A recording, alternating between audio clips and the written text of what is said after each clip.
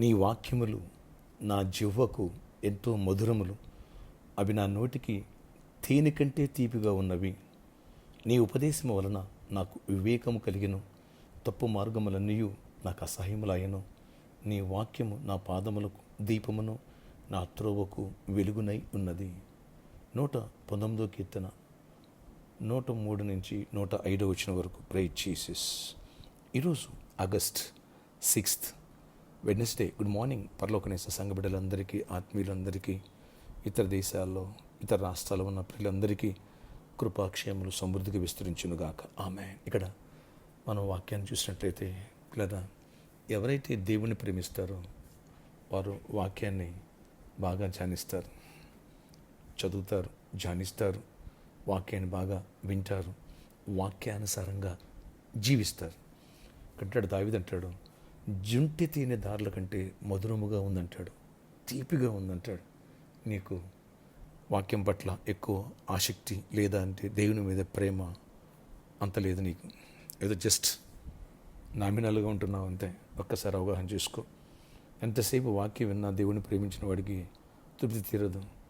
అలాంటి వాళ్ళు పరిచర్య చేయాలి, సాక్ష్యం ఇవ్వాలి, అనేకులకు సువార్తను చాట ఆత్మను సంపాదించాలి, దేవుని రాజ్యానికి వెళ్ళాలి. అలాగే తమ జీవితంలో వాక్యానికి ఇంపార్టెన్స్ ఇస్తారు, వాక్యానుసారంగా చెడుని విడిచిపెట్టేస్తారు. పరిశుద్ధంగా దేవునికి ఇష్టంగా దేవుని చిత్తాన్ని చేయడానికి అది ఎలాంటి ఆచార సాంప్రదాయాలను విడిచిపెట్టేస్తారు, ఎలాంటి బ్యాడ్ ఫ్రెండ్స్ని విడిచిపెట్టేస్తారు. దేవునికి ఇష్టంగా దగ్గరగా జీవిస్తారు, దైవజనులు దగ్గరగా జీవిస్తారు, సంఘానికి ఉపయోగపడే వ్యక్తిగా ఉంటారు, దశంభాగం ఇస్తారు, పదం ఫలం ఇస్తారు. దేవుని యొక్క రాజ్యానికి ఎక్కువైన ఇంపార్టెన్స్ ఇస్తారు, తద్వారా బహుగా దీవించబడతారు. దావీదు వాక్యానికి అంత ఇంపార్టెన్స్ ఇచ్చాడు కాబట్టి వాక్యాన్ని అంతగా రాత్రిపూట ధ్యానిస్తే కృప మీద దొరికింది అంటాడు నాకు. ధ్యానిస్తున్నావా? వాక్యాన్ని వింటున్నావా?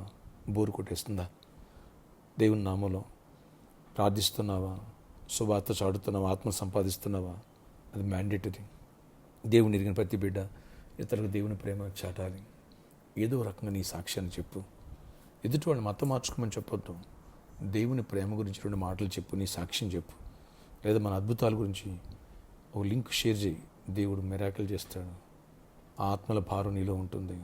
ఎవరైతే సాక్ష్యం ఇస్తూ ఉంటారో, ఆత్మల భారం కలిగి ఉంటారో వారిలోనే ఆ ఫైర్, పరిశుద్ధాత్మక నడిపింపు ఉంటుంది. లేదా కత్తిని వాడిపోతే తుప్పు పట్టేస్తుంది, స్కూటర్ను వాడిపోతే తుప్పు పట్టేస్తుంది. నీ ఆత్మీయ జీవితం కూడా వెనకడిపోతావు. అపవాది ఎవరిని మింగుదామా, ఎవరిని దొంగిలిద్దామా అని గర్జించు అని తిరుగుతులాడుచున్నాడు. జాగ్రత్త బిడ్డలారా, వెనకపడక. దేవుణ్ణి ప్రేమించు, వాక్యాన్ని ధ్యానించు, వాక్యాన్ని బాగా విను, వాక్యానుసారంగా జీవించు. దైవ ఆశీర్వాదాలు నీ కుటుంబంపై సమృద్ధిగా కుమ్మరించబడతాయి. ఆమేన్. నా పాదములు దీపమంటాడు దావీదు. నా త్రోవకు వెలుగు అంటాడు. నీకు వెలుగుగా ఉంటుంది, వెలుగునిస్తుంది, వెలుగులో నడిపిస్తుంది వాక్యం. ప్రార్థన ఆశ్చర్యకరణ. ఎవరి ప్రార్థనలు ఏకీపిస్తున్నారు ప్రతి ఒక్క బిడ్డను దర్శించి దీవించి కృపనివ్వండి. ఆయన దావీదు నీ వాక్యాన్ని ఆయన ఎంతో మధురముగా, చుంటి తేనె కంటే నాకు తీయగా ఉందంటున్నాడు. నీ ఉపదేశం వల్ల నాకు వివేకం కలిగేది అంటాడు. తప్పు మార్గాన్ని విడిచిపెట్టేశానంటున్నాడు. అలాంటి కృప అందరికీ దయచేసి కృప చూపించండి. ఈ ఉదయకాలం మందు ఆరాధన ఈ ప్రేయర్లు ఎవరు పార్టిసిపేట్ చేస్తారో ఆశీర్వదించండి. ఆ కుటుంబంలో దీవెనివ్వండి, నెమ్మదినివ్వండి, అనారోగ్యం స్వస్థపరచండి, సీజనల్ ఫీవర్స్ నుంచి, ప్రతి బలహీనత, ప్రతి నొప్పి నుంచి, ప్రతి గడ్డ నుంచి విడిపించండి. మనకన్నా వేదన కూడా గడ్డిస్తున్న విడుదల ఇవ్వండి. జాబ్స్ ఇవ్వండి అయ్యా. మా బిడ్డలు ఎవరైతే వెయిట్ చేస్తున్నారో మంచి జాబ్స్ ఇవ్వండి, మంచి హైక్స్ ఇవ్వండి, ప్రమోషన్స్ ఇవ్వండి. గవర్నమెంట్ సెక్టర్లో కూడా డోర్స్ ఓపెన్ చేయండి.